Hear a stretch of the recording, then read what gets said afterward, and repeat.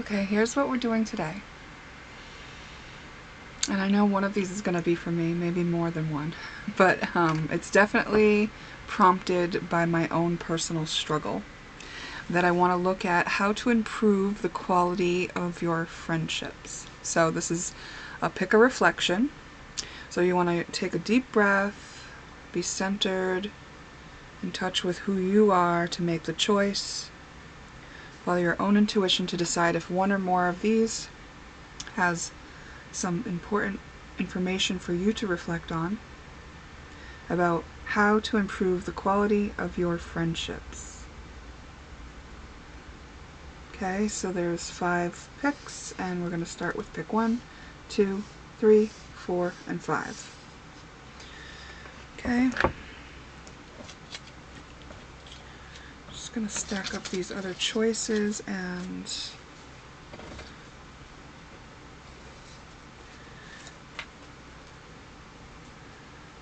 I feel like this is my way of also being vulnerable. Because I think this is something I've struggled with a lot, and I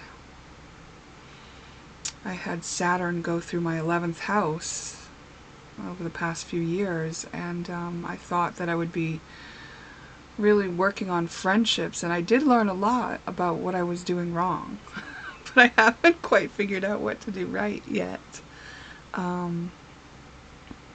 So, you know, I'm open to seeing, and I understand that this is like, it's like, this is supposed to be not criticism, but constructive information to reflect on. So if it happens to trigger or activate in you something that hurts, just please bear with, and we'll talk our way through that, okay? So we will resolve anything that comes up.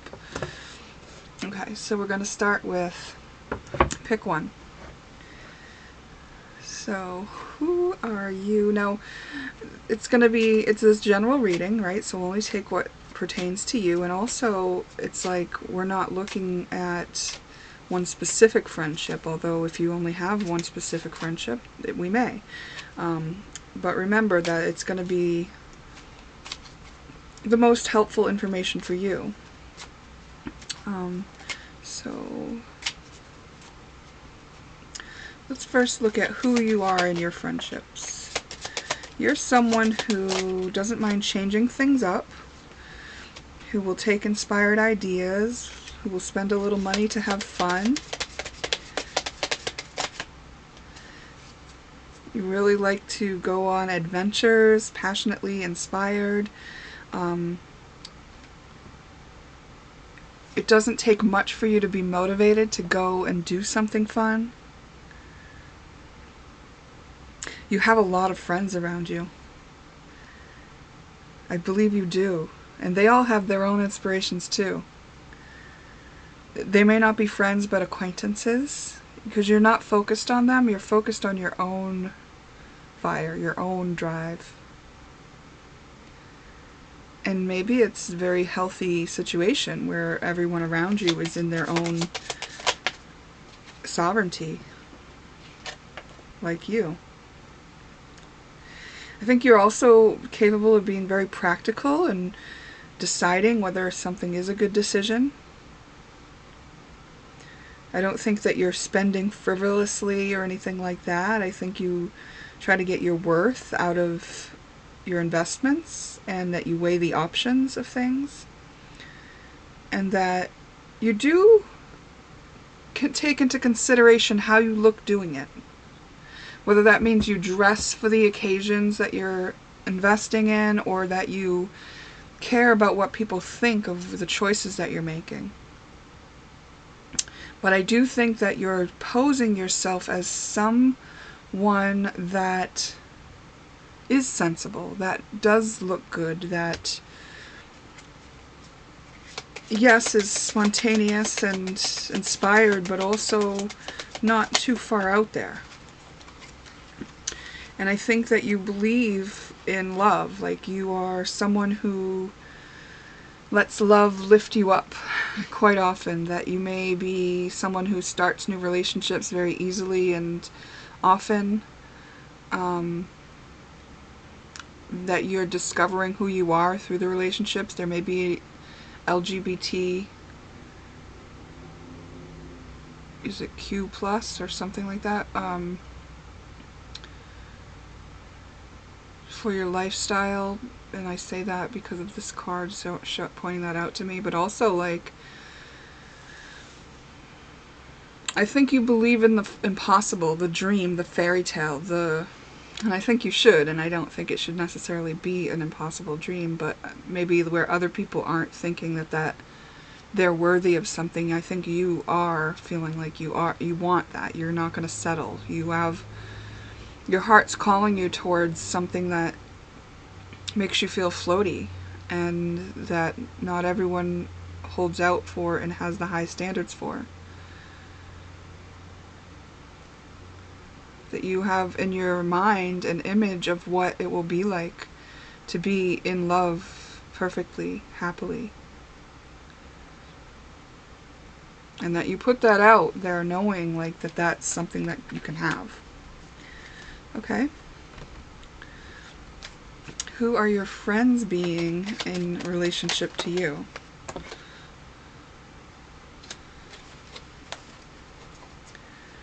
Okay. You may be the one that your friends all look to.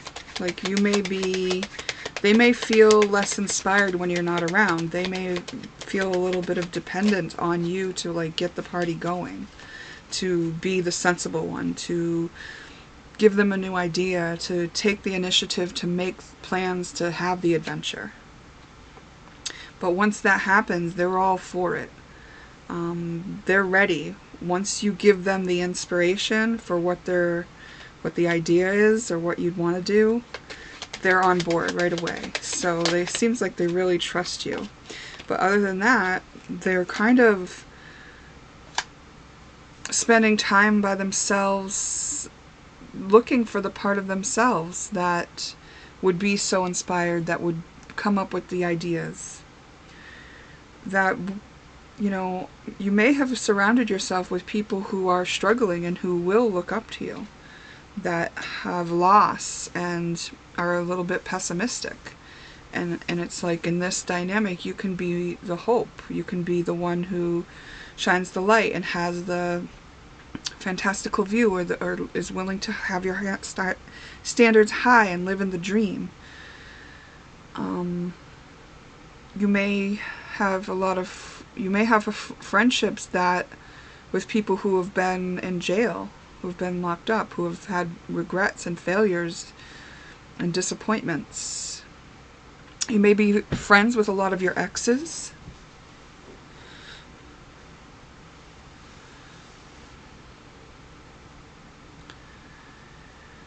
I think you really do carry the people around you in a lot of ways when it comes to passion and drive and adventure.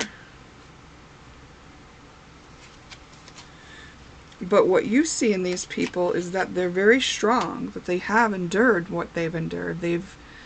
They're living through that, and they're still, even though they don't see the light at the end of the tunnel, you know that they're going to get there, because anyone who could have lived through that is a strong person. Like, you see what they're capable of. You see that it's a courageous thing to continue on in that way.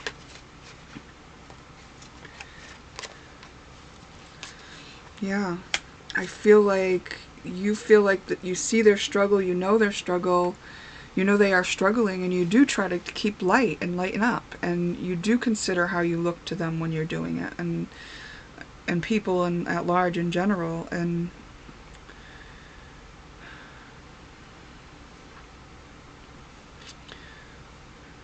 some of you may look down on the people around you, and I know that might be a hard thing to hear, and so don't take that if it doesn't pertain to you. But if you know that could be true, there could just be some power struggles in the relating dynamic, which can be cleaned up, so don't worry. That's how we bring it to be balanced, is we first acknowledge it. So if that is the case, we will get to the bottom of that and how to improve it, right? Yeah, but I do think that the people around you, your friends, are struggling. And you know it. But you know that they're very inspired by you, very on board with your adventures, and perhaps dependent on you for that. And other than that, you are maybe inspiring them to search within themselves to find the answers, but to each of the things that are holding them back from being that you're inspiring in them. Okay.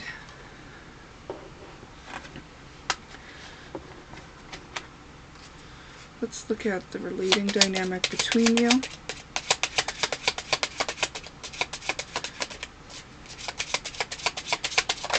This is very interesting so far. Dedicated. Yeah, these are your friends. These are your friends. Like you are, what was that, reverse or what? I don't know if this keep in touch was in reverse or not. I'm going to put it back in. Maybe it's a split between some of you keep in touch a lot and some of you don't keep in touch a lot. So, I mean, and that, if that's the case, maybe it's not worth saying, but you'll know which is meant for you. Dedicated came out so far, though.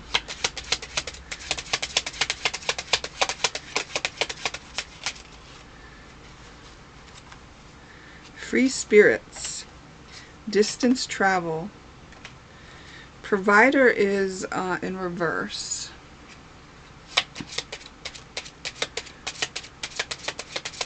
I think you guys try to keep it fair when you go on these adventures. Where, you know, you're not paying for everybody or anything. Although there may be times that you have, because the people around you may not be as financially abundant as you. You may feel responsible for them. You may have had them as house guests, or you may have stayed as a guest in their homes.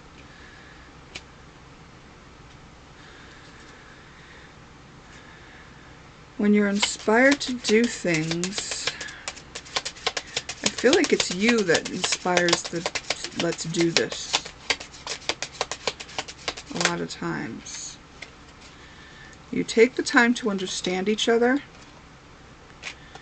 and there's always, not always, but a lot of times there's more than two of you hanging out at once. It's three or more at once, just hanging out, like, and doing these adventures. You feel understood by each other.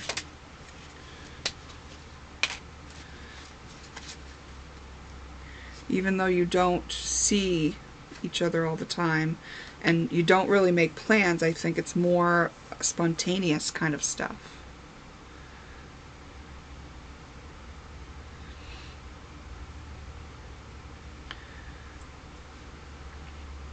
So it's not like you're saying, let's always go on an adventure on Tuesday. It's like, how about we do this? And then, okay. You call everybody up and you're like, we're doing this. And they're like, okay.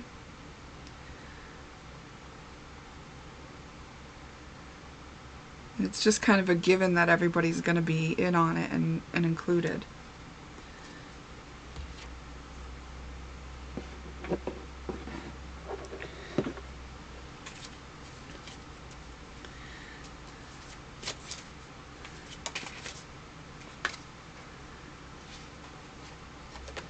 Wish come true. Maybe there's just like, you've always wanted this kind of a dynamic with friends. You really wished and hoped for this. Maybe you didn't always have a group of friends that you felt this comfortable with. You know, maybe as your wishes come true, you're inspiring them, and maybe they don't even know that they're your wish come true.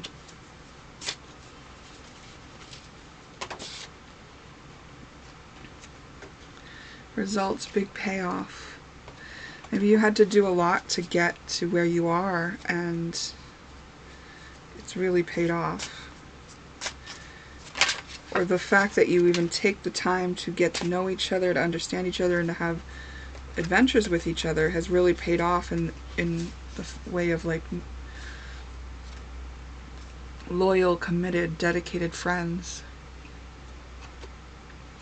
I feel like a lot of what you guys do together is the same stuff, though, over and over. You may get stuck doing some of the same stuff over and over. Even if you're doing it spontaneously, it may be like, this is what we do. We always go to see a band, or we always go to a concert, or there may be something that, like, a dynamic within the friendships that keeps happening over and over again. And that's the thing that you guys are trying to learn from. When there's imbalance, it's not talked about. So if you were looking down on, or just knowing that they're struggling while you're not, and things like that, that's not really talked about. Yeah. So even though these are dedicated friends that understand each other, there's still some level of not knowing fully, like not showing who you really are, and them not showing who they really are. So like the struggles, the burdens, the imbalances, it's not like you're gossiping on each other, but you're just not showing it. Yeah. So there's still room for you to be fully seen with the friends that you're surrounding yourself with, and that will come when you're not worried so much about how they perceive you and how they see you and how what you're doing looks. Okay. Okay. What else here, Spirit? We're at 16 minutes, so we should go a little longer here. What's the essence of the imbalance here?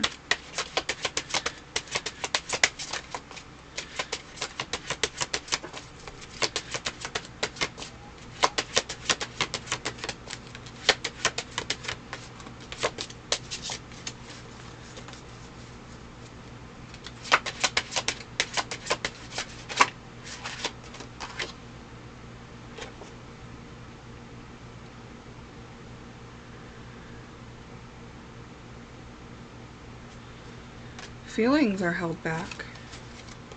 Feelings are held back. And maybe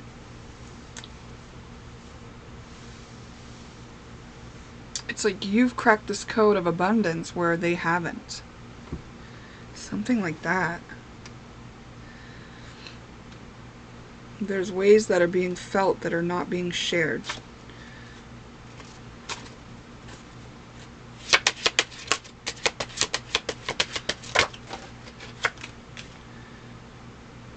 Yeah. So it's about how you've agreed to be treated and act in the relationship, and trusting each other with knowing the real you and being in line with your own values. Those are the places that are imbalanced in the relationship.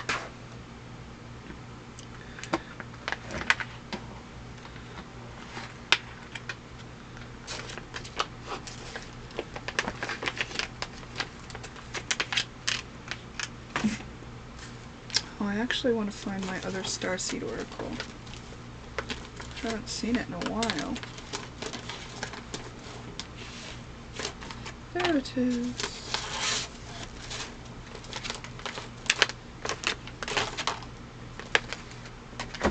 I'm going to take some cards from the starseed oracle to see from a soul level, you know, what is it about these friendships from a soul level.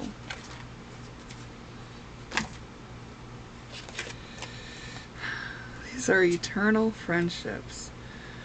Slow down, be love, lead with heart. Yeah, not with this image and perception and fun and passion, but with heart. It's asking you to do that, and you are capable of doing that, but maybe you've been only putting it towards your romantic love, and maybe it wants you to be more realistic with not glossing over the fact that your friends may be struggling.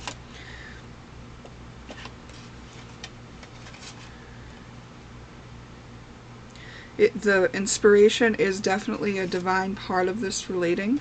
That's meant to be there. It's hard to break this bond, the bonds that you have, because it is an infinite bond.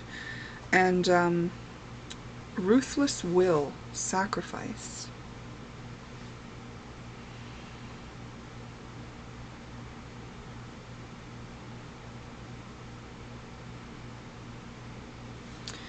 Interesting. What are you sacrificing? What are you sacrificing? What's being sacrificed in order to have these relationships?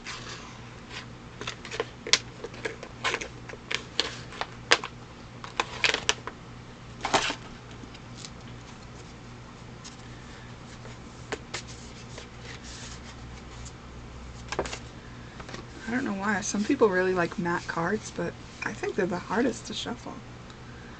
Okay, these are getting easier as they're getting older. Forge, don't follow. Pave a new path. Be the leader you wish you had.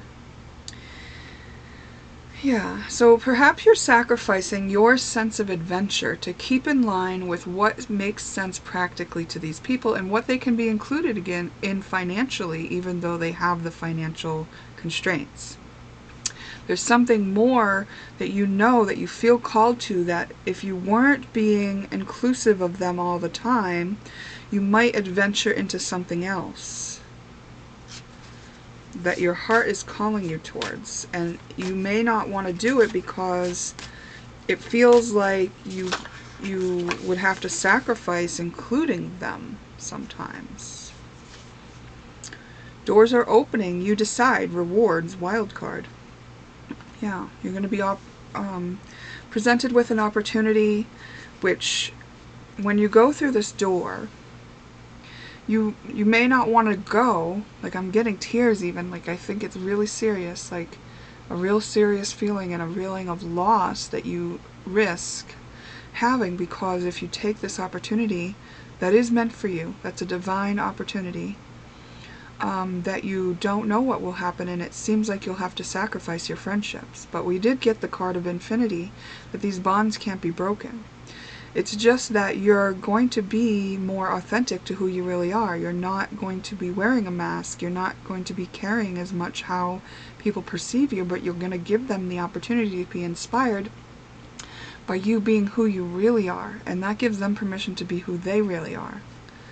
That is the best gift that you can possibly give them, rather than keeping them in the same loops that they've been in already so many times, which is causing them frustration too, because all it is an example of, why don't I have this myself? Well, the reason is because no one has been the example of how to break out and be free and be yourself, because you're actually appearing to be the one being yourself, but you're actually being the one that pleases them and that can serve them and that can be there to lead the group of them.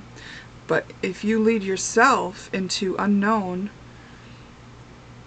you don't know how it's going to go, but you know that your heart's calling you. You know that you're led there. You know it's an opportunity when the door opens in front of you and divine light guides you in.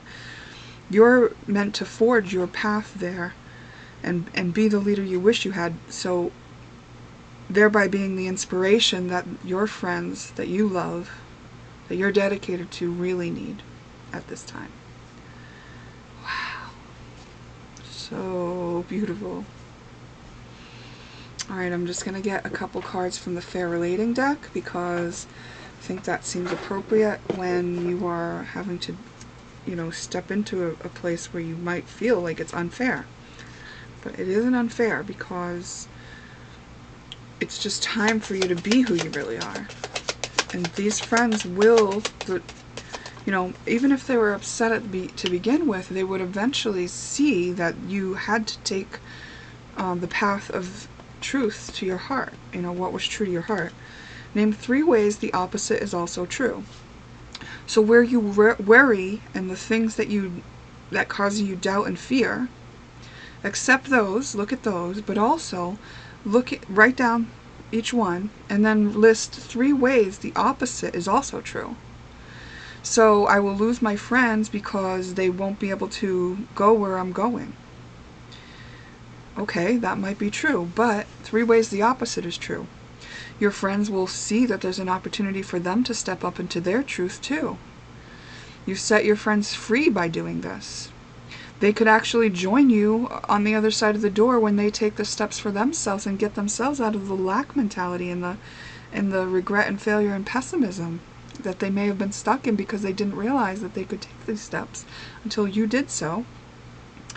And perhaps, from a soul level, it's not true that you would lose them, because infinitely you are dedicated. Infinitely you are soul family. You set this up as everyone played the character they needed to play in order for this moment to be brought into fruition, into reality. This portal to be presented for you. And just, it's just saying, look at the other side too.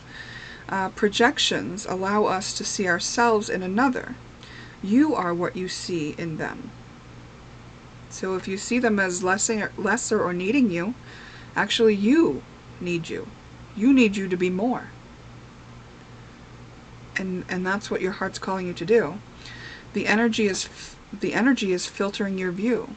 Yeah, because you haven't stepped through yet, and you don't know that energy is actually looping in front of your view, you're seeing it in them. You're saying, oh, well, they need me. Oh, no, it's you need you. You need you to take this step. This is so beautiful. Accept what is. This is the last piece of advice here from this oracle deck. Accept what is. It's like, accept that this is the reality. Accept that this is a difficult step you're being asked to make. Accept that some will support you and some will not. Some won't understand it. Some will come around after. Some will be inspired. Some will fall away. Accept that you are scared. Accept that you don't know what will happen next. Accept that your heart is calling you in this direction. So to improve your friendships, it actually, overall, it's saying, you just be who you are. That's going to improve your friendships, because it allows the people who aren't actually ready to be in your life at this stage, who keep getting annoyed or feel lesser, it allows them the space to figure themselves out, which they are willing to do. We saw that. They do go inward and they do reflect on what they see with you. Looks like what you may be doing is stepping into a new career. Autumn. In the fall season, everything comes together and you reap wonderful harvests of abundance. So it may take a little while. If you're doing it now, we're coming into spring in the northeast of America.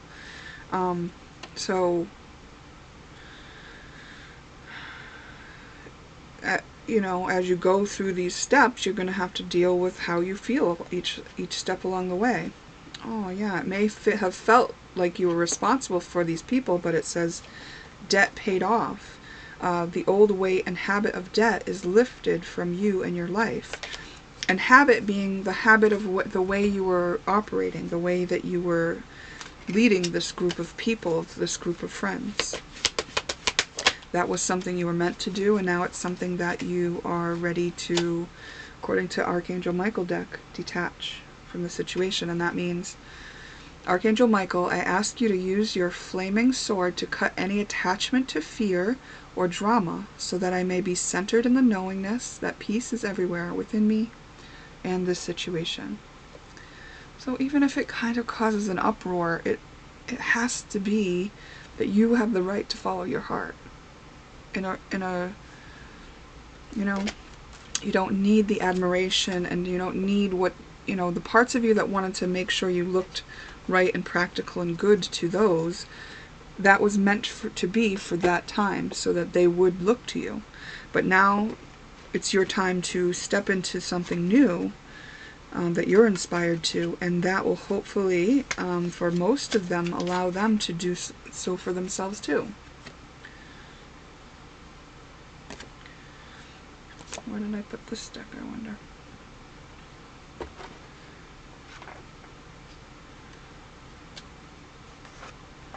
Oh, I put it right back in here. Okay, well, I'm going to trust that that's helpful. If it's not helpful, it's not meant for you, so don't take it. And I appreciate your time. This is a very interesting and inspiring situation that you're in. I don't resonate with this one personally because I just don't have that many people that I can have fun with or adventure with. So it's like one thing might be to appreciate that you've had that time, you know, and that might be a mourning process that you go through for what you feel you're going to lose. So accepting that as well could be a very helpful thing to do. Because it is of value, you know. I do recognize that, and I do recognize that it is going to feel scary, but that it's a win, you know. It's an overall win for your soul and for their souls. You set them free, you set yourself free. How can that be wrong? Okay. Okay. That will complete your reading.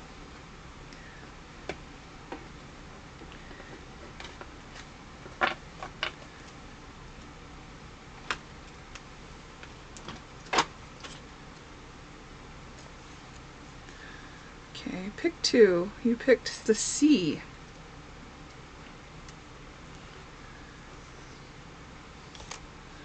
This is your reading. I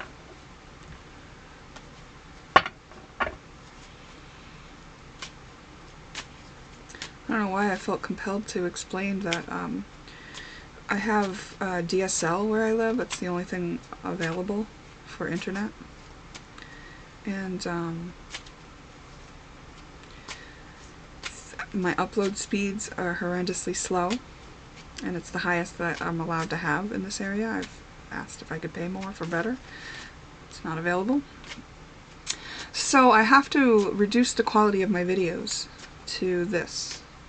That's why I look so blurry, unclear, and sometimes pixelated. And it's because it would take a long time for me to upload a video of high quality.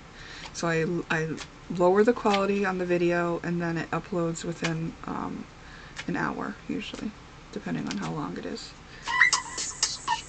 Oh.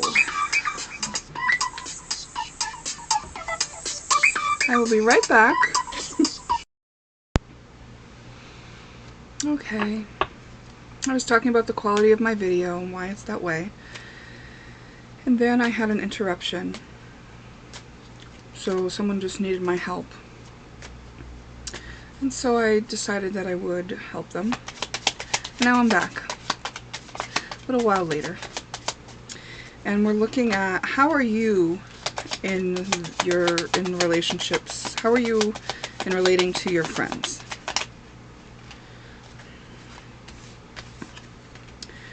You are very mysterious and maybe sneaky, and maybe you practice magic. Like maybe you're a witch, maybe you're a warlock, maybe you are someone who's very into the occult, into trying to, like, you want your way. And maybe you will go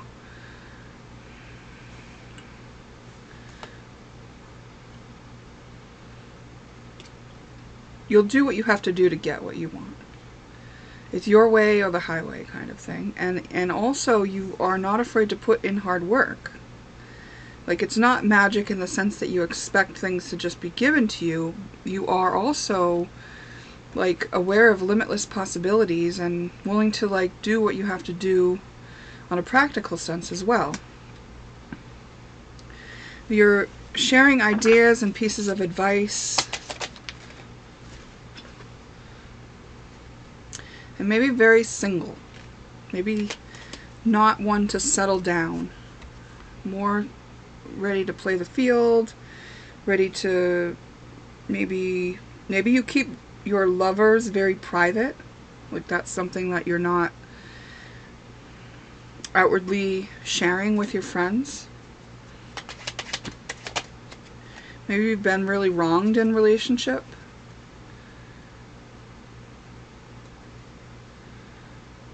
Who are your friends in relationship with you?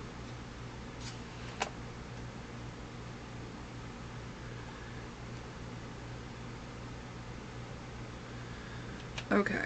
Well, maybe the reason that your friends perceive you as this person who's willing to be cunning and do what they have to do and kind of mysterious is because they are a little bit paranoid, or they're a little bit cautious and jaded a little bit, and like unclear and confused, and that like they're suppressing trauma. Very emotional people.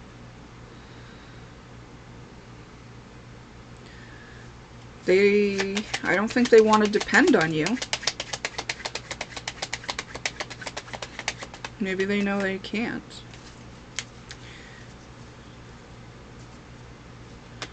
Maybe they're scared to. Maybe you've made it clear that you're not there to support a dependence.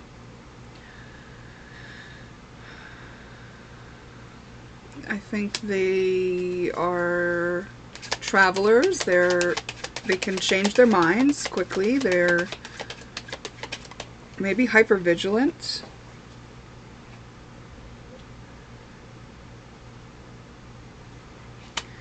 Rebels. Not going with what they're told by any means. So the reason that they're confused is because they're breaking out of molds. They're questioning things. They're asking the questions that are tough. They're not like just being stuck in boxes.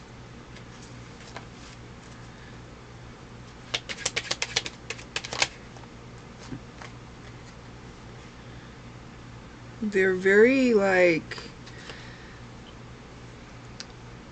persevering. They'll work through, they'll invest in something and work through to the fruition of it. Just like you. They'll plant seeds, they'll work hard at something, they're practical and know what it takes to get results out of something that is important to you or them. Yeah, they're just like, they're like you in a lot of ways, but they're just less sure of themselves and less aware of what the possibilities are. They're willing to question and understand the possibilities, but they just maybe just don't have enough as much knowing and confidence as you feel. And maybe that's because you've played with magic and you kind of see that and feel that as powerful because you know that you can get results with it. Your own kind of magic, I heard.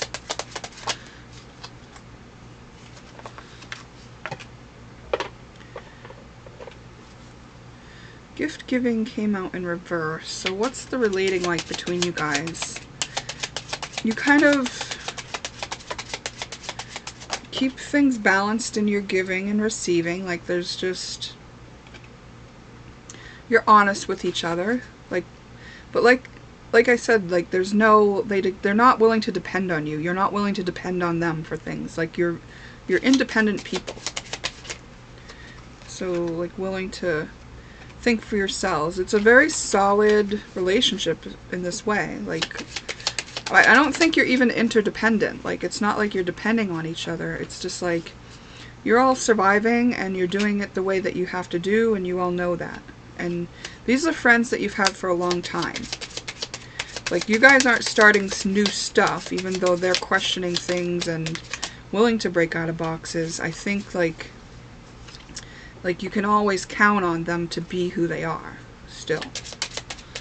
They're not like changing it up all the time and being tricky like you are. I think you spend a lot of time apart, and that you don't ask, like you're not like all dependent on each other. You're not asking them for help. They're not asking you for help. Like you guys are pretty solid and secure in standing on your own. Okay.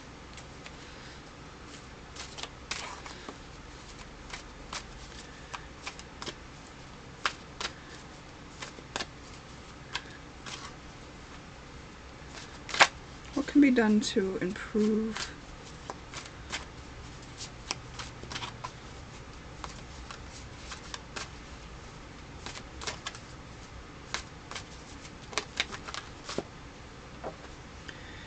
Blocked emotions.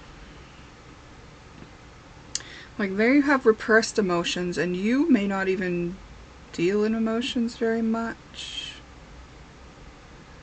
Yeah, you're not...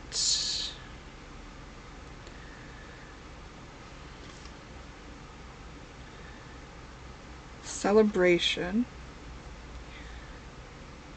Okay. So, all these accomplishments that you guys have separately,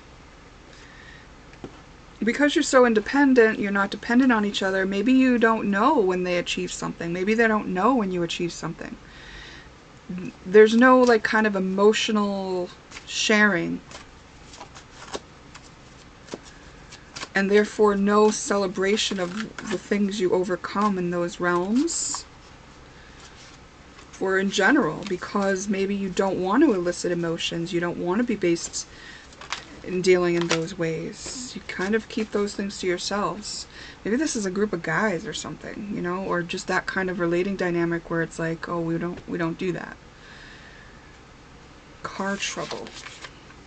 Maybe even when you need help, there's no help. Like maybe the people that you have are not people that you would call if you needed help.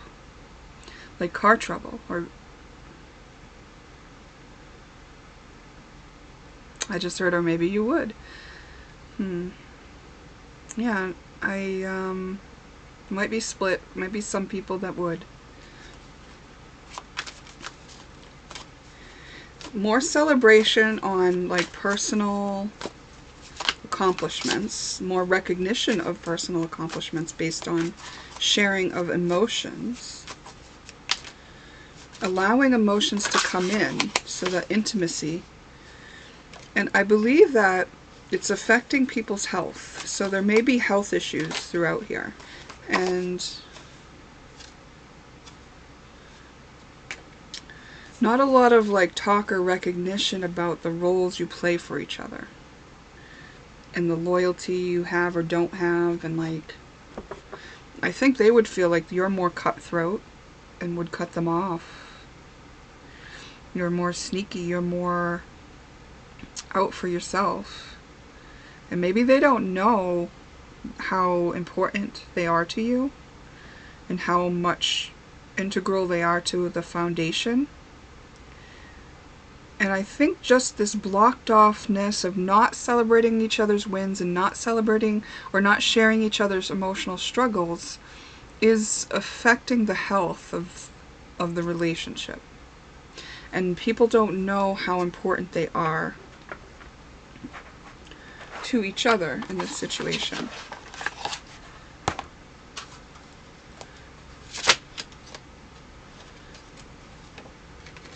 Your agreements are, you kind of all know what you're willing to accept in the treatments.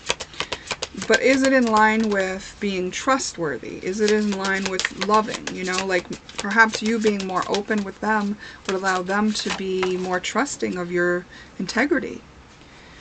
Maybe there's something where social media is the only place that you're interacting, or is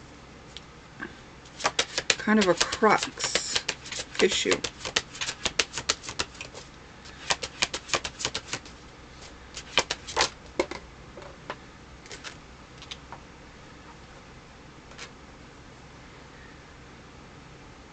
I mean, part of the issue is that they can't get in. Like, you're like a patriarchy. You're like the dad that was grumpy and they couldn't exactly talk to sometimes, or the authority figure that you didn't really know if this person was for you or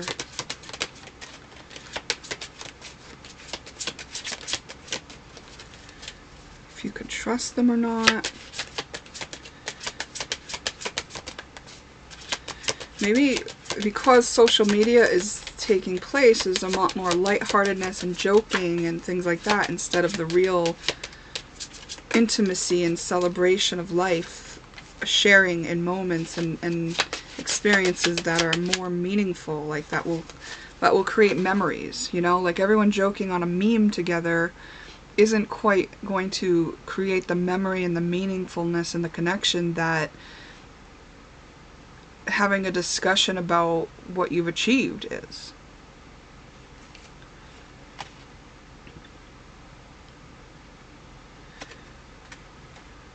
Yeah, like, and maybe the way that you joke with each other makes it hard to know if people actually have your back. Like if you were vulnerable with these people, because there's all kinds of joking and like kind of digging on each other in some ways, are these people gonna have your back? Is this, you know, when you're vulnerable? Like, or are you just opening yourself up for someone taking shots at you? These are your siblings and neighbors.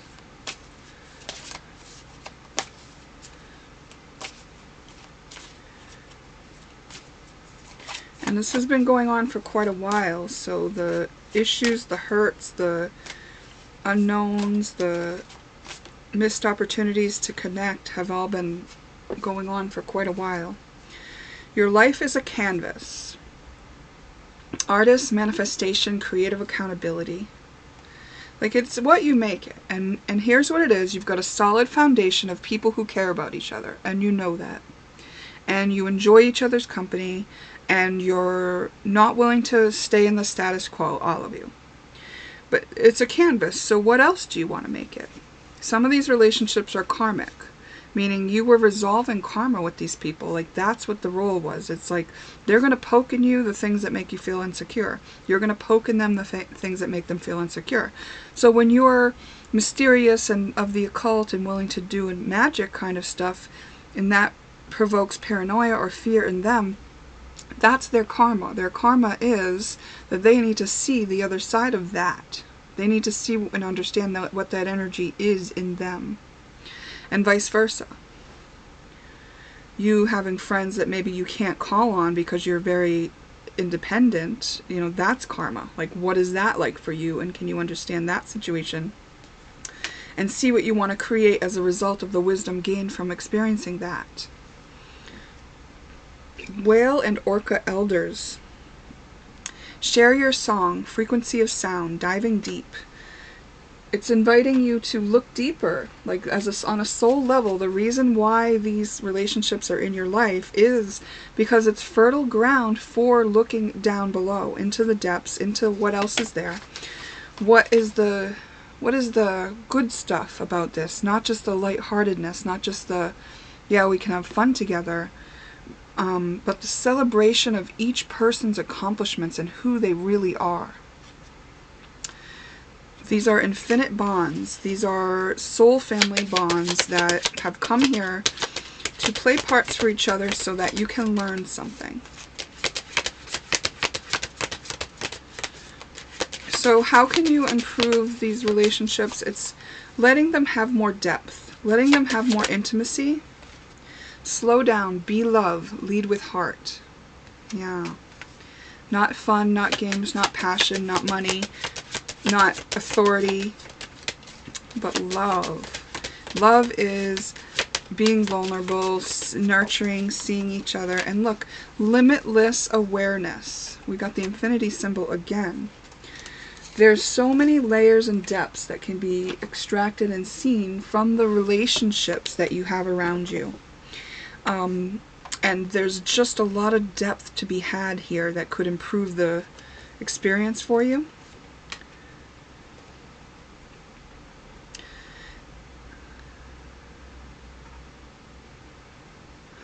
I'm just trying to remember, what did I mean when I made this card? It's like the canvas card. It's like, this is your creative playground. So now that you have these lovely friendships with these great, independent, rebellious, cautious, sensible people who are willing to put in hard work, what do you want to do with it? Do you want to get the full range of depth out of the relationships that are available to you for that purpose?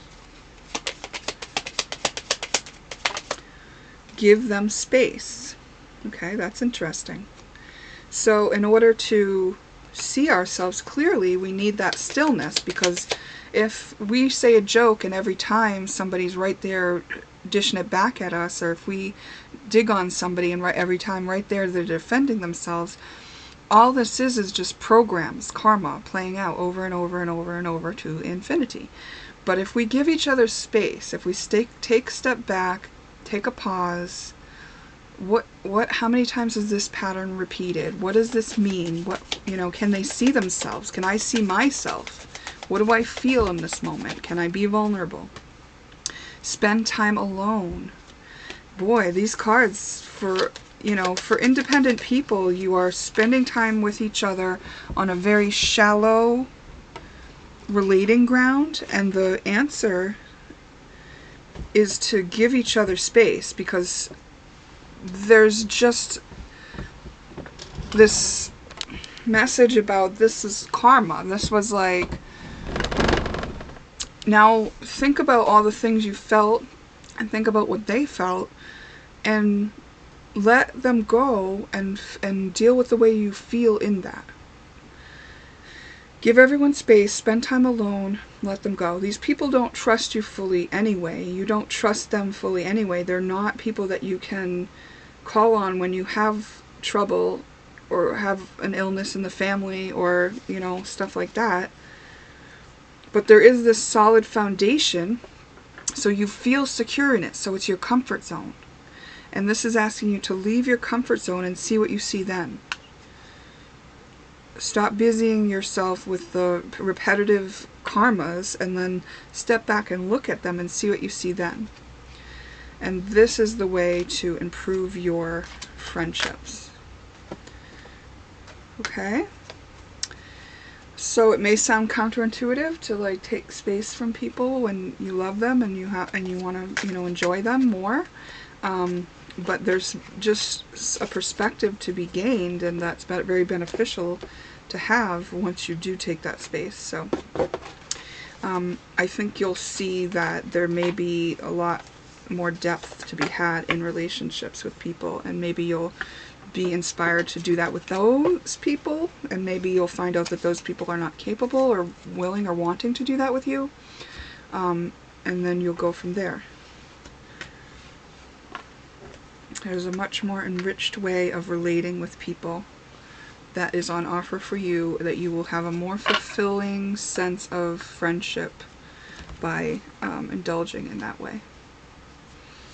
Okay. Wow. So that was very interesting. Remember, I'm going to trust that this is helpful, and if it's not helpful for you, then don't take it. It's not meant for you if it's not helpful. This is just information to reflect on. I appreciate your time. Thank you for being here. And I'm going to close your reading and go on to pick 3. Pick 3, you chose the S. Okay, so the S,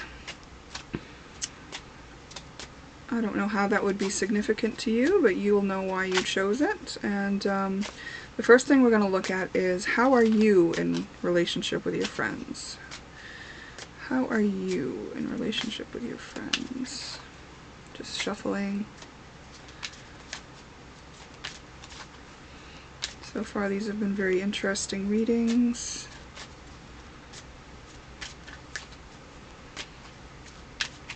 So far none have been really my message yet. So we'll see if this is the one.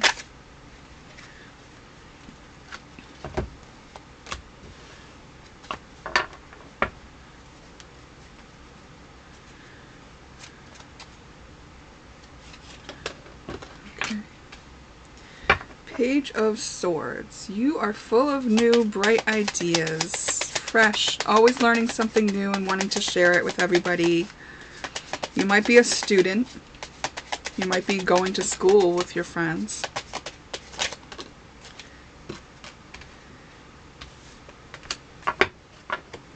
You may have been hurt in love. You may be kind of a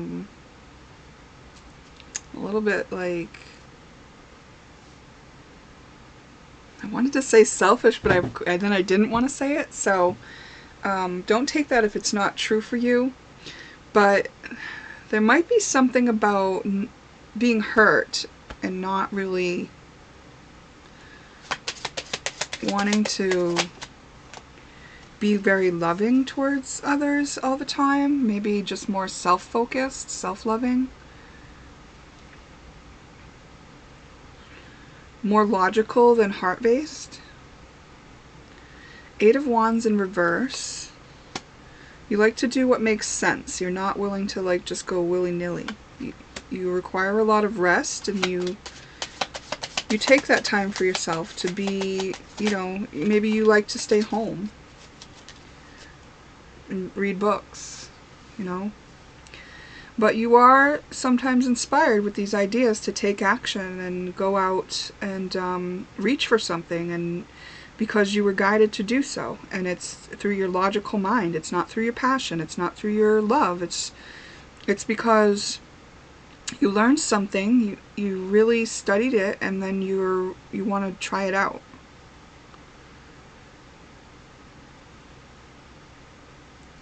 You might be willing to take down the obstacles that get in your way to doing that. And that might be why you appear to be selfish.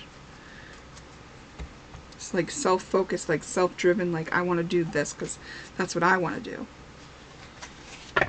It's actually very beautiful. Let's see how your friends are in this relationship. Oh, isn't that interesting? Page of Cups in reverse. New ideas, doubting intuition, creative blocks, emotional immaturity. Okay. Maybe some of them are the ones who's hurt you with their emotional immaturity. But they also have ideas. And they're getting them from books too. They're kind of just taking ideas from other people. And maybe from you. Like maybe they really like your new ideas. Like, because they don't have necessarily some ideas, but they're open to your ideas. Or ideas that other people give them. Hold on a sec. I want to say maybe the reason why you're so introverted and kind of to yourself and focusing on loving yourself is because maybe it's hard to get to these friends. Like maybe either it's a transportation issue, like transportation is out of reach exactly, or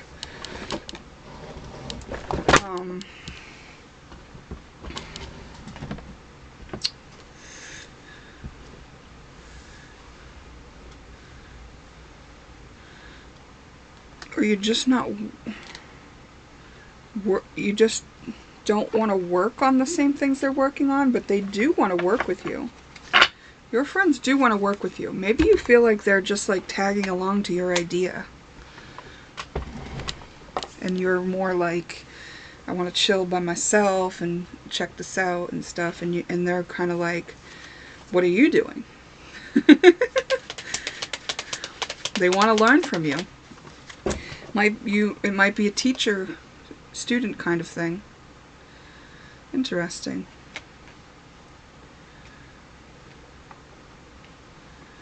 So now we get the High Priestess. So something in them tells them that you do need them, maybe. You need them. And that you might be closed down in love.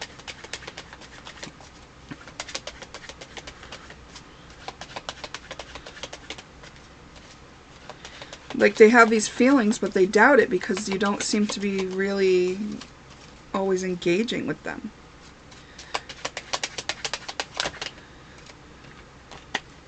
They get disappointed at that and maybe like withdraw from you too because they feel like you've withdrawn. That's the immaturity, right? And they're very intelligent, smart people. And they are more loving, and the lack of your willingness to engage on a love basis with them is confusing to them, and they are learning a lot from it. They're learning a lot from it.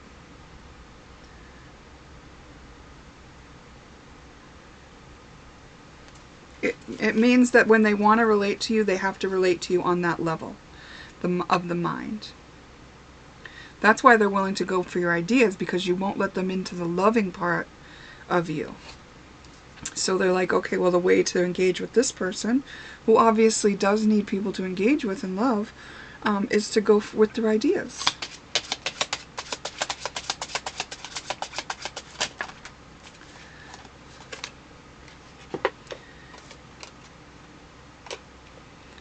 Oh, wow. So the relating that's going on between you is you do have love for them. You do appreciate them. You do, and they appreciate you and have love for you. But you guys just don't know it. You don't know how much you have each other's backs because of this little bit of different kinds of relating. And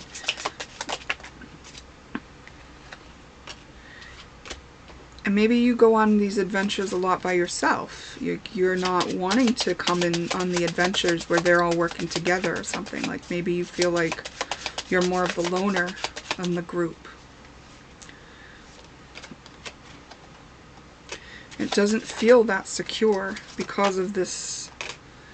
But there's an understanding about it. It's like, you know that they do, you know, put in this effort, and they know that you have this time that you want to be alone, and that you have these ideas that you're pursuing and researching. So I think because the way that you're operating, the way that they kind of give you that space, and the way that they indulge you in wanting to pursue the ideas that you want, to just show their interest in you, and the way that you do share your ideas with them, it does create a sort of balance in the relationship. That's what you guys do to balance it out. Okay, what can you do to improve this?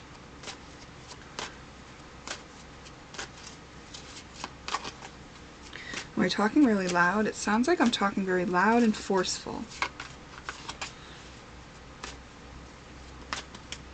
So there may be someone here that does that. Maybe that's why they're listening to your ideas, and maybe that's why they can't see the love that you really do have. Because you're talking in such a way that is like just so authoritative or cutting or to the point, or no heart really in the communication. It's just very direct and maybe kind of above their heads sometimes.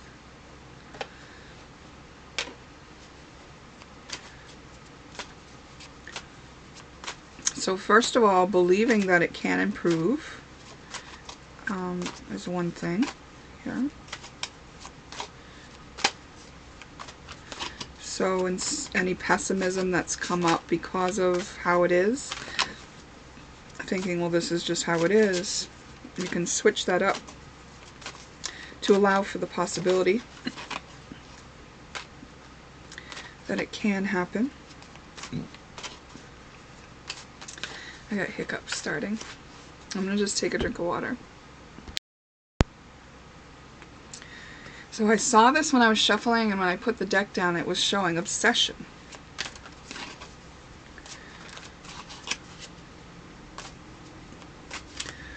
Why are you so obsessed with me? Maybe if you have an obsession, to share it with them. I think you are doing that. Let's see. Be creative. So there's a creative solution here. So first believing that can happen, then knowing that there's some sort of creative way that this can be improved upon.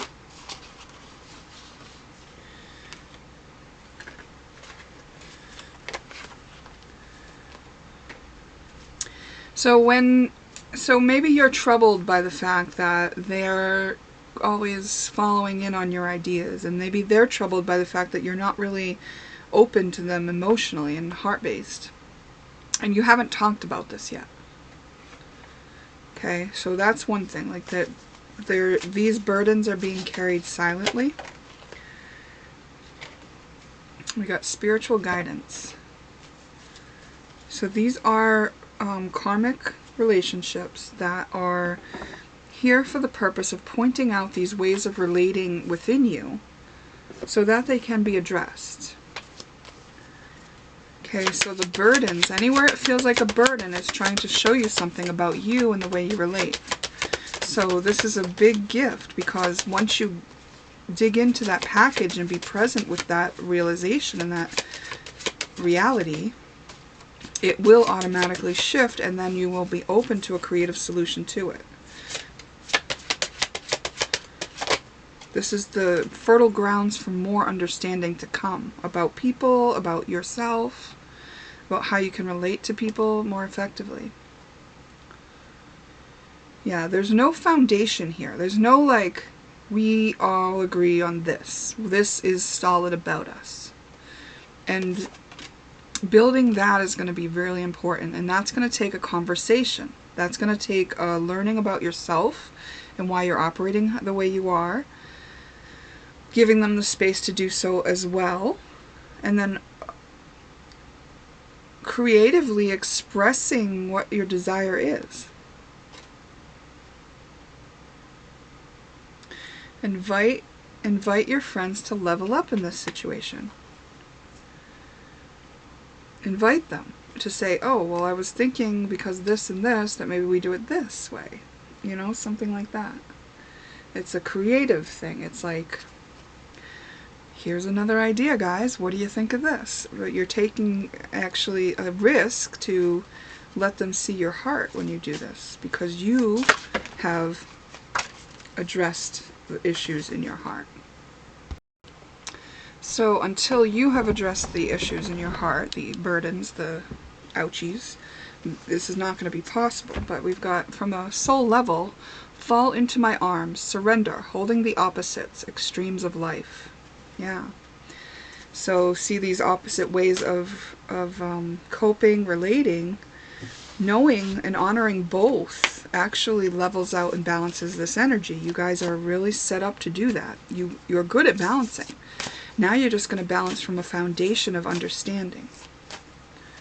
I got dizzy whooshes.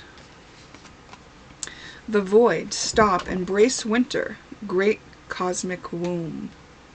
So that time you spend by yourself is going to be important, and allowing them to do that too. So maybe you say, hey, I'm going to just take some time to kind of deal with my heart and see what I can figure out when I kind of sit with myself and understand why I'm operating this way. I understand I haven't given you guys a lot of my heart, or, you know, maybe you wait until you do that, until you want to be vulnerable enough to say that.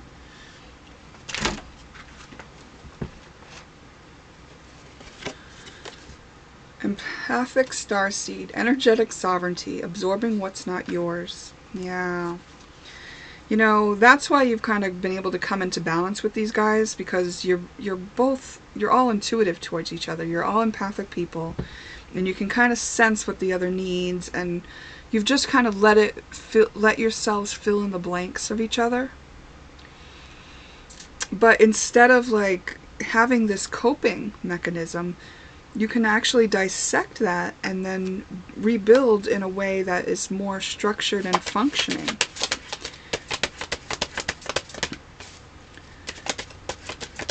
And more balanced for each person, not balanced within a group, because that leaves people to carry the burden silently of the part of them that's not balanced out.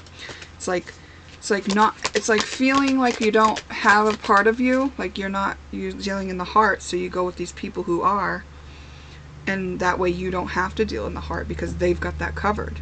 Well, instead, how about you deal in the heart and the mind, and let them do the same, like that. Let them be inspired to their own ideas again, so that everyone can balance out and then like be balanced in the relating, so that everyone is equally balanced and not carrying a silent burden within the relating dynamic of our inner aching that's waiting to be understood. And this is what you came to do as souls. This is what you came to do. Once you do this within your relating dynamic, then that's a template that exists on earth for others to do it as well. You are you're making your own path creatively, heading off towards the sunset in what you've learned, and in the process of doing so, you know, really solidifying and gaining wisdom about the situation and how it works. And you guys can read energy, so you're really like able to like look into this in a way that you'll understand it and be able to balance it out each step of the way from every angle along the way, so that, you know, you're an example of how to do that for anyone caught in any imbalance in relationship. Wow. I'm just gonna get, I didn't do this for every pile, but I'm gonna do this for this pile. Debt paid off. The old weight and habit of debt is lifted from you in your life. So it was part of your karma to experience this type of relating. And now you've understood everything you need to understand from that type of relating, so you won't need to do it that way anymore.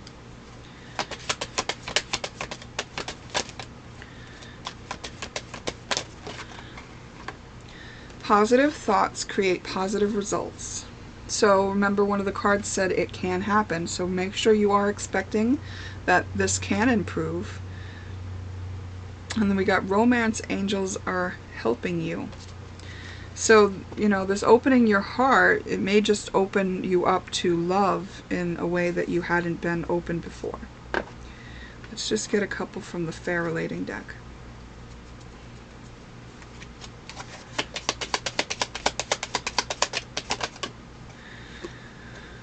Do you love the totality of their existence, or the fragments of them that cater to you?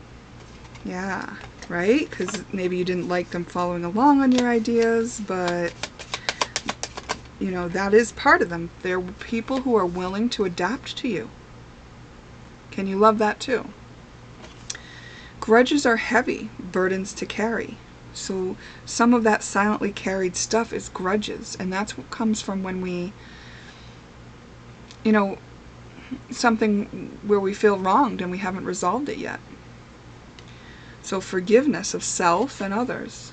Honor how you feel, accept it, and move on. So fully accept and be with the part of you that feels the grudge or the burden or the resentment. And once you can be with that part of yourself and understand it fully, and let it be part of the wholeness of who you are, it can join in the team of cells that you are that have traversed everything up to now, and that have this bigger picture view of who these people really are to you.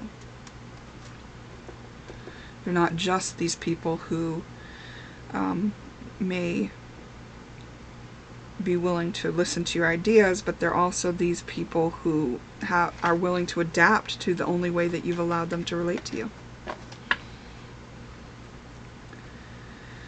Wow, that's really beautiful. Okay, S-Pile, that is your reading. I'm going to trust that it's helpful for you, and if it's not helpful to you, then it's not for you, so leave it behind. Only take what is helpful for you to reflect on, and leave the rest. I thank you for your time. Perhaps we'll see you in a future reading. Next we have Pick Why. Okay, Pick Why. I'm getting a little tired as soon as I start your reading.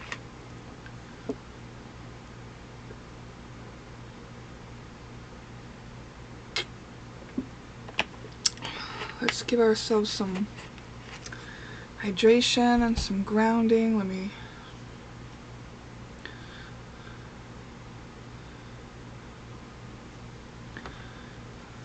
Who are you in relationship to others?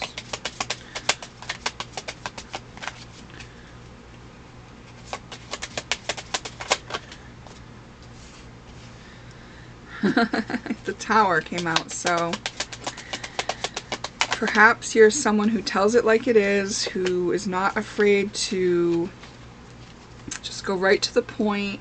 You are not going to sugarcoat things. Holy moly. You got the King of Swords and the Queen of Swords. You might be in a relationship with someone who is your counterpart, but also, like, you are so cutting. You are so to the point. You are so willing to say what you think. And you know a lot. You're very smart. That's why it can cut so deep.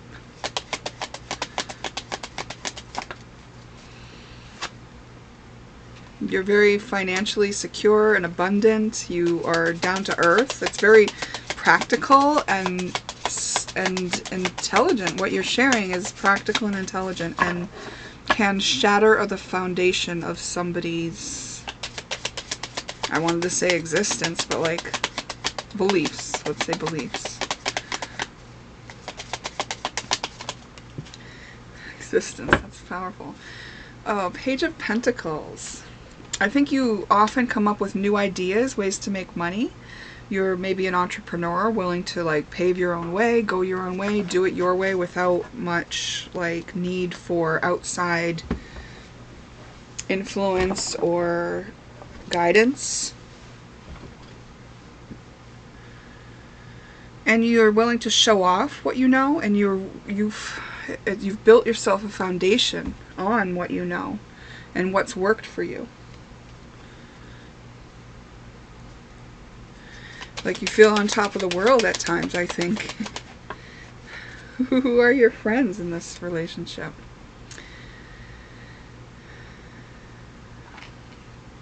People who are willing and wanting to develop themselves. They want to be, they're very hungry for knowledge. They like learning new things too. They like knowing. They like seeing this way that you communicate. They like knowing that that's a possibility. They're curious about life and what you have to share with them and what life shows them.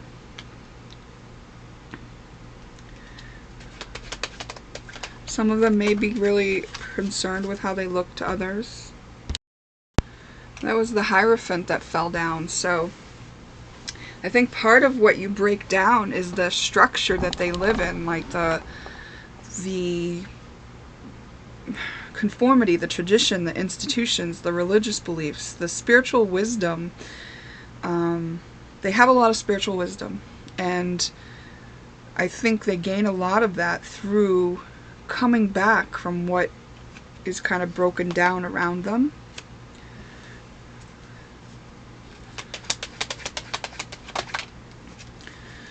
They're willing to meditate. They're willing to kind of rest, take their time, contemplate what you're sharing, what's being said, what's going on, the bigger picture.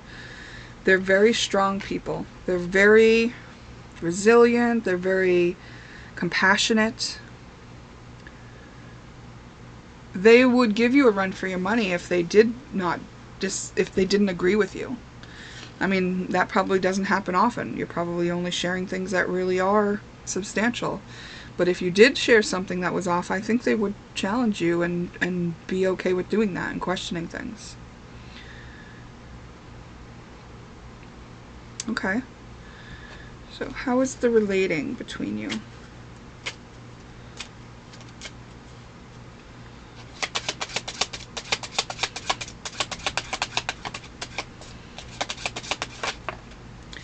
Celebration. So there's a recognition of how far you've come. You maybe get together for parties and to celebrate things. There are attachments, like maybe it's like you've known these people for a long time, or you care about what they think. Maybe there's secrets known about each other, and maybe you've even been there for childbirth, you know, with some of them. Or they for you. You're very balanced in masculine and feminine energy, so I don't know which you are. But there is a lot of happiness here. The attachment that there exists,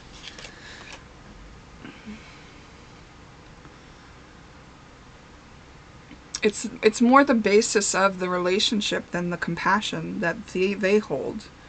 Because maybe they don't feel a lot of compassion from you. Yes, the happiness. Yes, the willing to celebrate.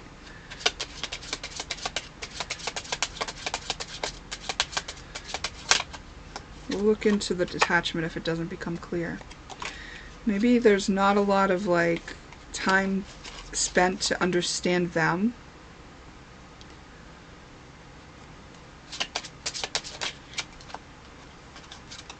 Not a lot of like going into the unknown with them. Like you're presenting what you already know, and they don't know about the times when you didn't know, because you're not really doing that with them. Whereas they are very exposed in the parts where they don't know. They understand and know, like, that they're kind of figuring things out. But we got dance, so maybe that's like you do get together to celebrate and things like that. But there's some sort of, the attachment is around controlling and insecurity and fear. So there's something in the dynamic of your relating that is an attachment.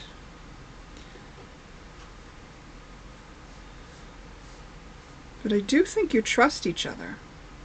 Maybe you trust each other because you know each other's secrets, kind of thing. But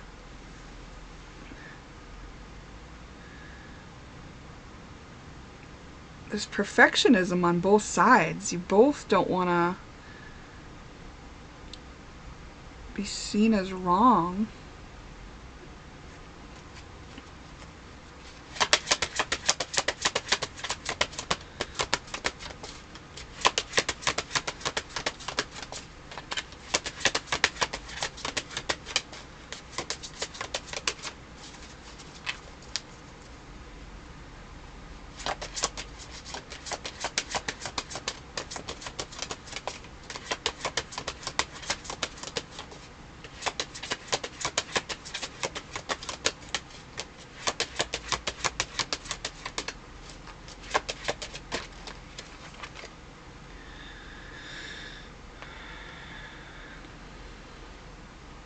Yeah, there's dirt. You have dirt on each other or something.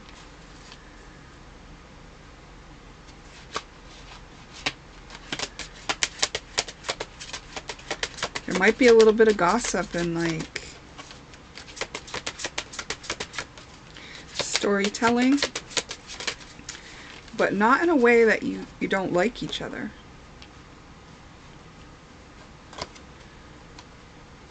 Just in a way like you know each other, and it's like maybe there's not a lot of room for like the mystery of each other. I think you may be in a relationship and maybe that has changed things a little bit, or maybe you have an attachment in your relationship that affects the relating with your friends.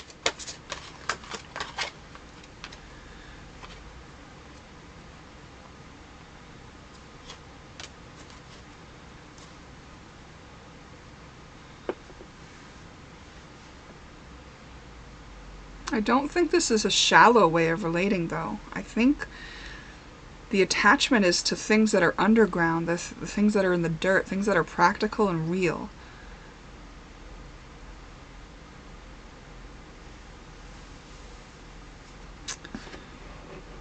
What can be done?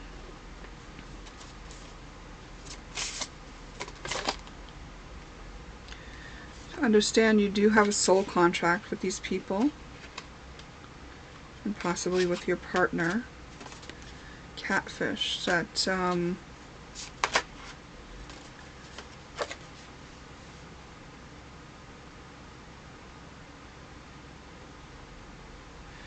maybe they know that at some point you pretended to be something you're not, or something like that.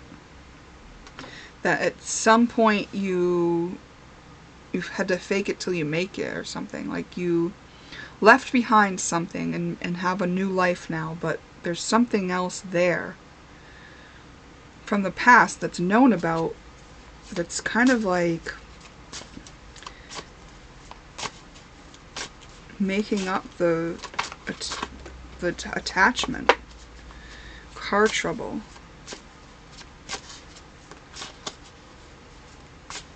Like, are these people that you could depend on if you had car trouble? Have you or they made up your minds about each other, and don't leave a lot of room for newness, for growth, and, you know, and like, because something certain's known about each other, that you just hold each other to that space. Yeah. Yeah. Attachment to the way things are. Attachment to, like, not wanting things to change. It may feel really exciting that something's always kind of fun and new and known, and, like, new stuff to be learned, and, like, you know? Yeah, you're learning and growing together, and it is exciting. You are on a path. You're laying a path with these people. You're like the thought leaders. Thought leaders? Yeah. Yeah, it is a karmic thing, so there's a lot that's come up in the relating dynamics that are karma from other lifetimes, and that's the attachment. That's the way you treat each other, knowing what you know about each other.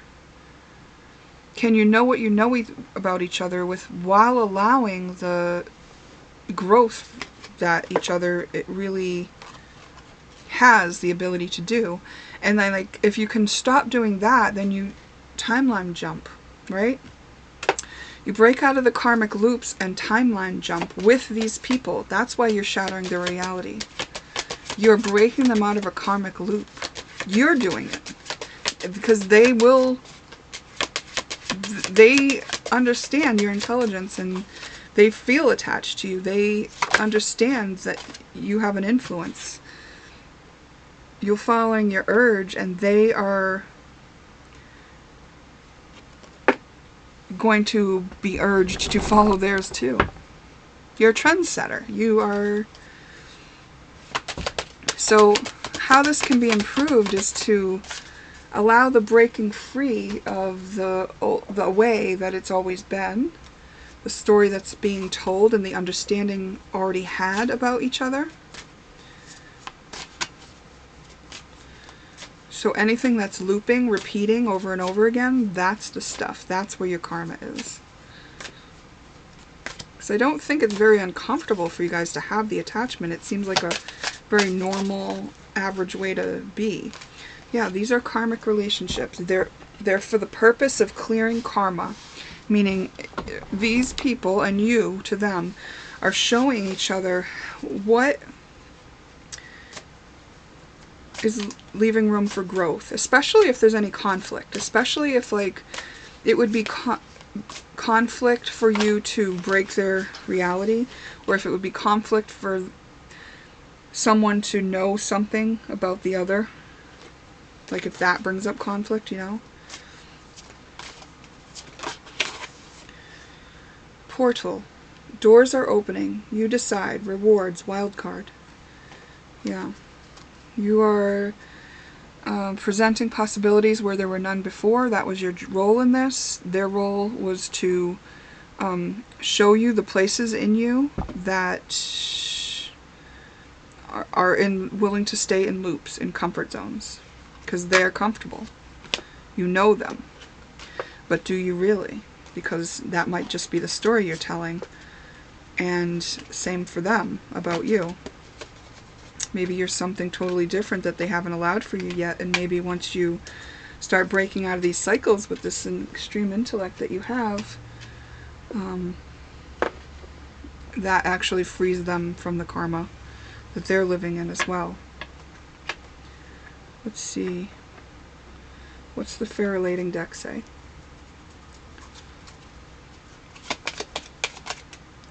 You no longer fit their expectation. You grew apart.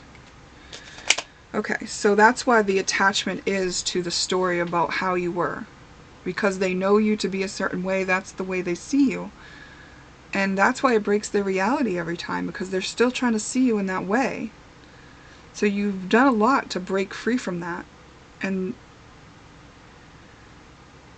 it's time to detach and allow you all to be, you know, at the new place where you are. You deserve your own kindness. Give yourself what you want.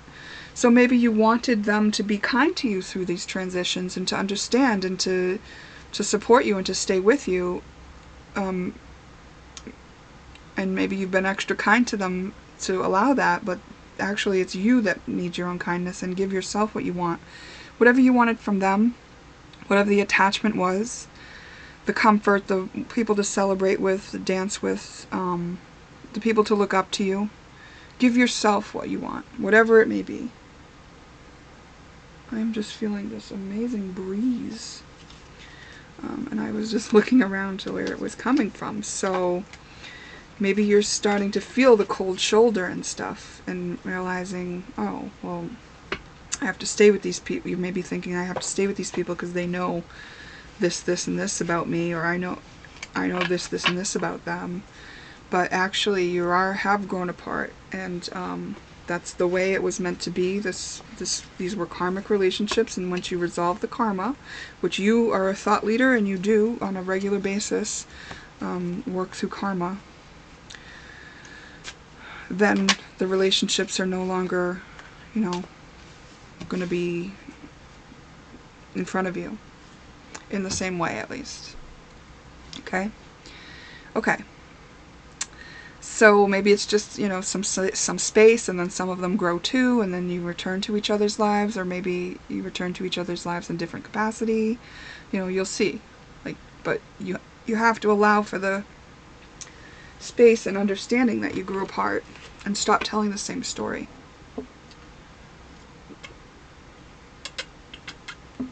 You're a timeline jumper. You clear karma and jump to the next timeline to clear it. That's what you do. So the people who are playing roles for you are valuable and beautiful and important. But they are not always coming with you. They're never coming with you. The door that you go through is, it's a door for one. And you may meet them on the next timeline in a different capacity. But it is eventually going to be that you grow apart if they're not growing too, consciously with you. And it does seem like you are the one breaking their foundation every time, so you're the thought leader, you know. You're letting them know that it's an option for them too, though, by being an example of that. So it's not that they have to follow you, it's that they have to allow themselves to grow too, instead of being attached to the way things were. Okay? Okay. Well, I know that can be a very difficult message to hear, and it could feel really lonely as you go along the path and realize that you're always having to leave people that you love and care about, and that you've enjoyed celebrating with. That's something I can relate to. I mean, this is a pile I could relate to. But this is how you planned to experience this. This is how growth works. And you have lived many lifetimes that brought you to this degree and this understanding, and you were prepared to go through and do this. Someone needed to clear all this karma, and you're doing it.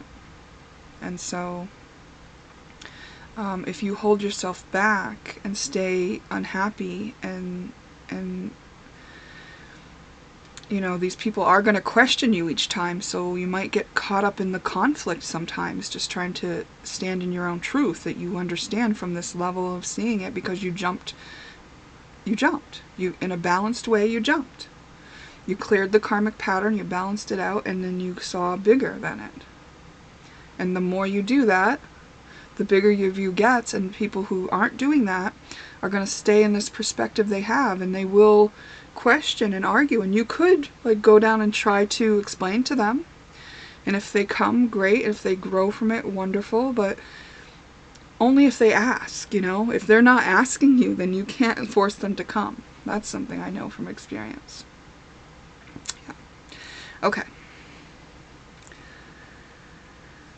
I feel like I'm going to get a couple of these cards here from the Archangel Michael deck.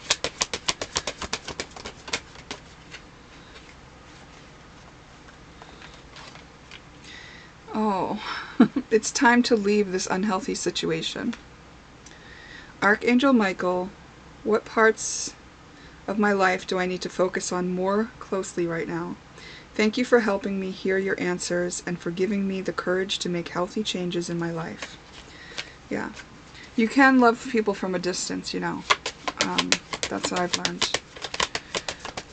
It's perfectly right and good to love people from a distance. Prayer will help this situation. So prayer is a means of setting the intention to hold space.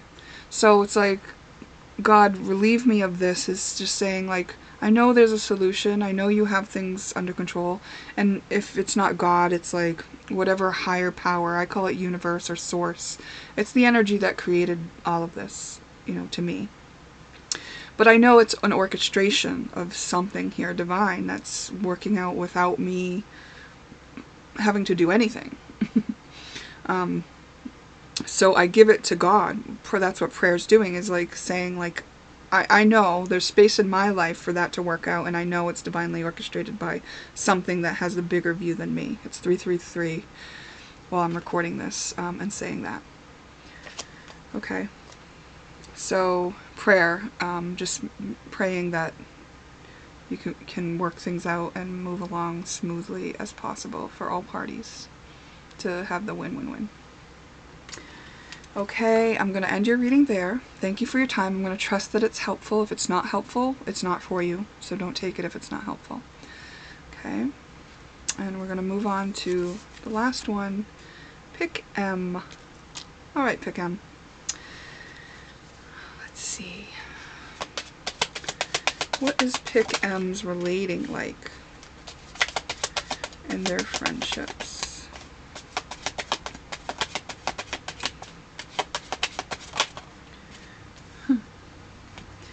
You're pretty introverted, right?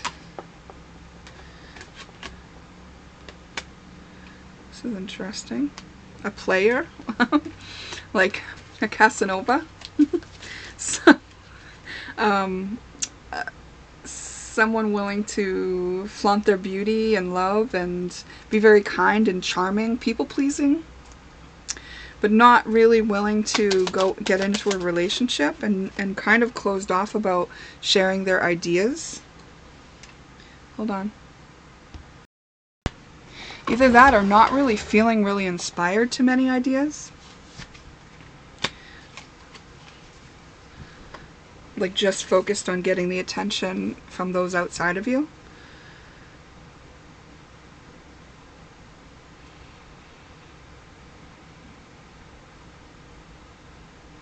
Really guarded and protected.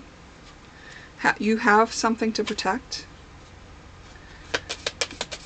But that's like, people wouldn't even know that about you, because on the surface you look to be this open, loving, heart on your sleeve kind of person, but they're below the surface.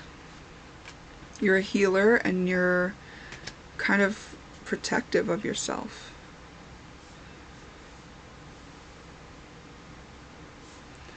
Interesting. I want to get another card.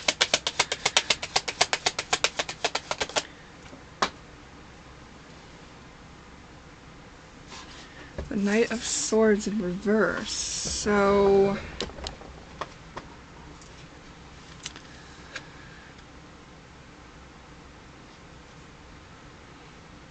might be feeling a little stagnant right now. Not very inspired. Yeah. Okay. And how are your friends relating in this relationship? Who are your friends as in this relationship?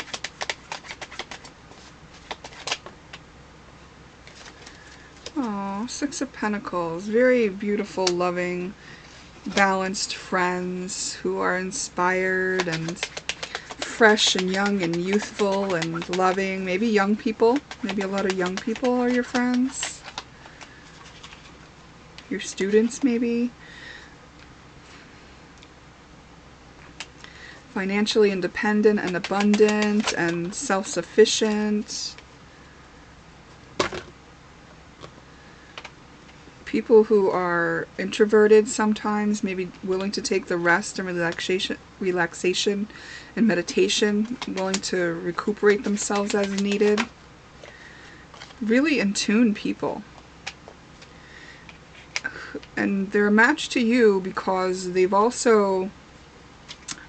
had disappointment in love and maybe have guarded themselves in a way. They're perhaps pessimistic when it comes to love. But I can't imagine them staying in that very long. I think that would be something that happened to them in the past, so it's part of like what they know about. Their wisdom is gained from the loss and failure, but they've overcome it. They're very like willing to revive themselves in the face of that. Yeah, very hard-working people, productive, conservative.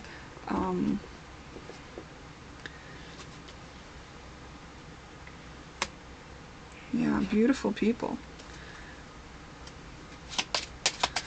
You're a beautiful person too. You've been hurt too, and maybe have not quite worked through it to the depths that they have, like to the full self-acceptance that's available.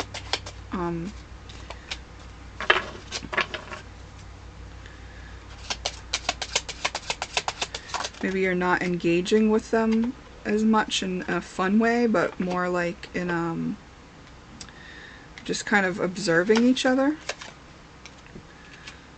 as you spend time together. That's like quality, like, so whatever you're doing with them, maybe it's like they're sharing their abundance with you. Maybe these are new friends that you have met. There's a great balance. Like, I feel like they don't even leave room for it to not be balanced. So even if you were out of balance with them, and I think there's such a rapport and possibly even telepathy is here. It came out on its side. So I think it's the potential for it. Like maybe you feel very connected to them on a soul level. And maybe feel brought to them. So that you can start to see the things within yourself that you couldn't see before. Like as you start to relate with these people who are very whole and healed and balanced in their way of relating and experiencing the world in a very abundant way, you start to see where you're kind of closed off and dealing on a more shallow level, protecting yourself and not willing to like share your ideas and your inspirations, like, and or go towards them. That you're more closed off from relationship on a deep level, that you have some healing to do, and these people that I think you've just met or something are showing you that. You can see that about yourself based on the reflection that you see in spending time with them. Like, you know, if they're very open and relaxed and willing to be goofy and off the cuff, and you're not, then you notice like, oh, I wonder why I'm not. I really enjoy that, so I wonder why I'm, you know, and then questioning yourself maybe. Because you are a healer, you will work with this information. Yeah, this is a fresh start, a new beginning. Like you are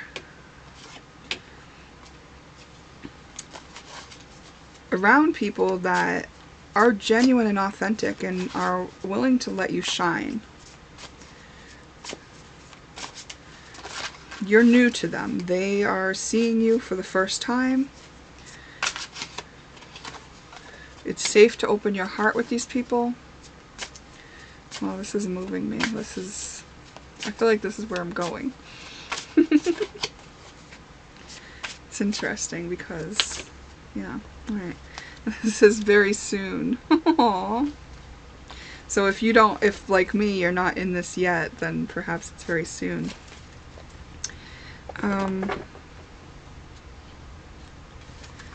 Solid foundation. There's an opportunity to build something solid on the with the friendships that you're going to be in. And this is a portal of change for you. Like, this is what this is. It's like, even if these aren't the people that you're going to be with forever, like, this is how you get through the door to change, by seeing the reflections that you're seeing. It says third party involved, interference. Yeah, you're going to see where you're still carrying the baggage of people who've hurt you as like a third wheel, you know, on your back. You're going to see that through the relating with these people, because you'll see ways that you feel that don't correlate to how you're being treated. And you'll, because you're very intelligent and introspective and a healer, you will look at that in yourself and see why it is, and you will heal yourself. You'll shine a light on this. They're going to help you shine a light on things that are still holding you back.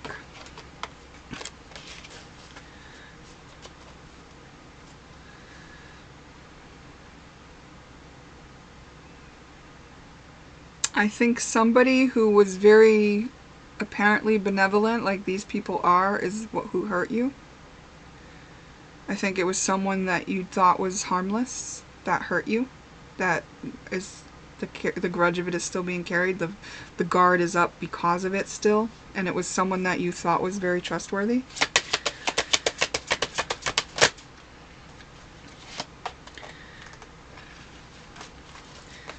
And because of that, you've kind of kept yourself on the back foot and been really like a detective when you're entering new situations like this.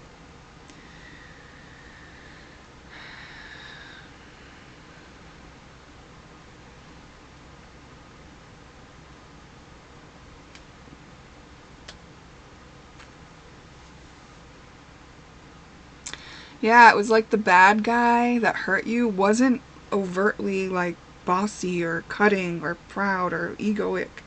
It was like it was an inferior ego. It was like it was a covert, narcissistically coping covert person. It was like someone surprised you with how cold they could be. And it cut deep in a way that caused you to want to put your guard up. And still you didn't want to leave that your love behind. I think logically you know. And you're still willing to love, but you don't really know maybe that you're still carrying some stuff, and that's going to be highlighted through this. So these people that you're relating to are highlighting for you the things in you that hurt still from past situations, and providing the grounds for you to open your heart. And the way that this can be improved from a soul level: the golden children, inner child, tenderness, innocence, rare gifts. Yeah. As you kind of recover all the parts of yourself, you're going to discover more gifts that you have. Activated earth, power places, ley lines, trust where you're led. And this was just like the divine plan for you to be led to these people. This was where it was going to unfold for you, where you were going to be able to really get soft again after such a harsh situation.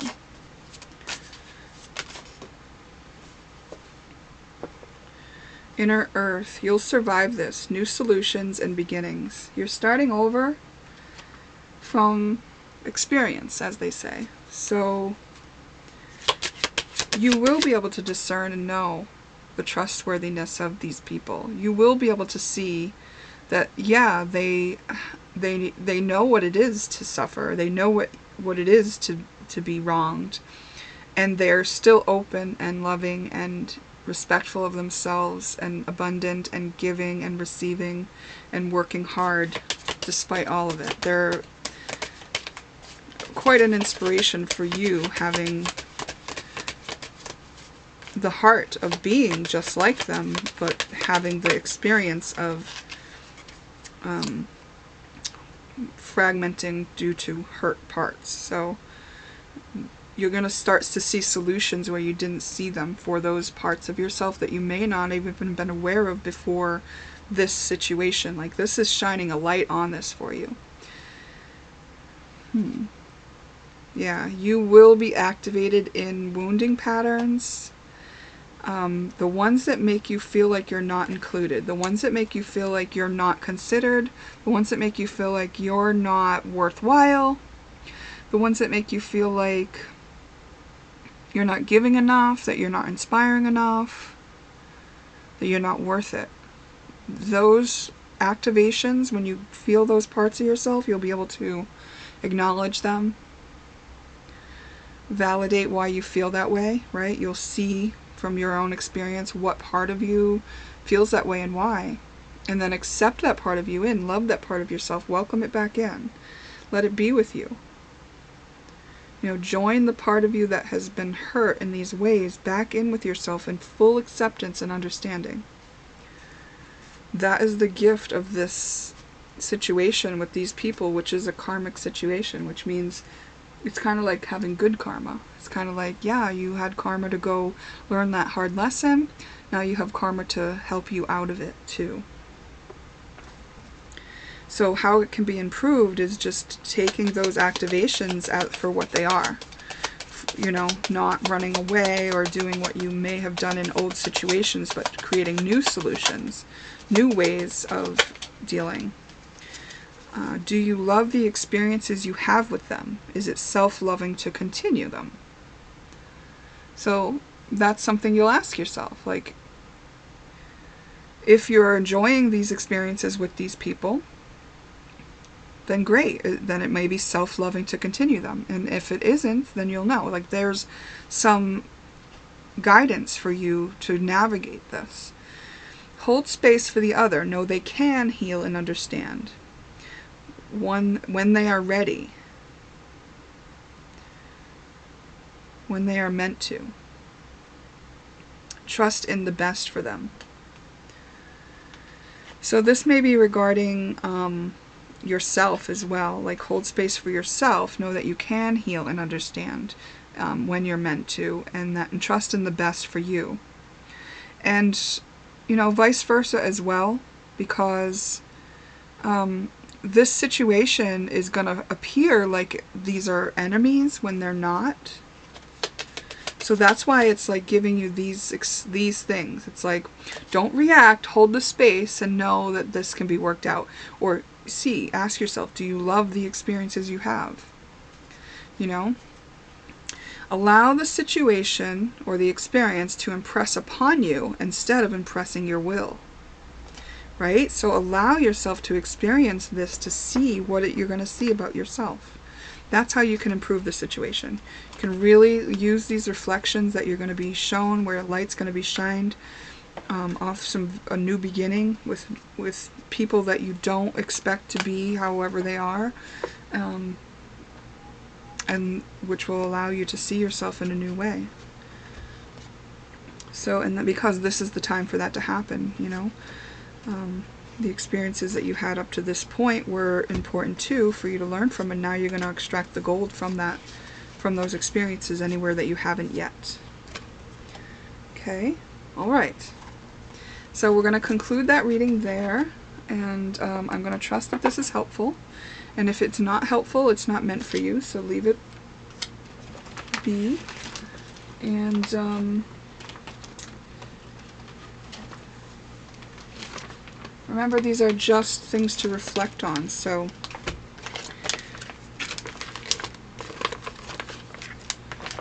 if it's helpful for you to reflect on something, then that's what's meant for you. I thank you for your time. The experience that you're having looks to be very desirable. I do hope it's my experience too, because I'm always willing to have new experiences, meet new people, and see myself in new ways. So I hope that you are too. And I'll hold space for you too. Alright, so perhaps we'll see you in a future reading. Bye now.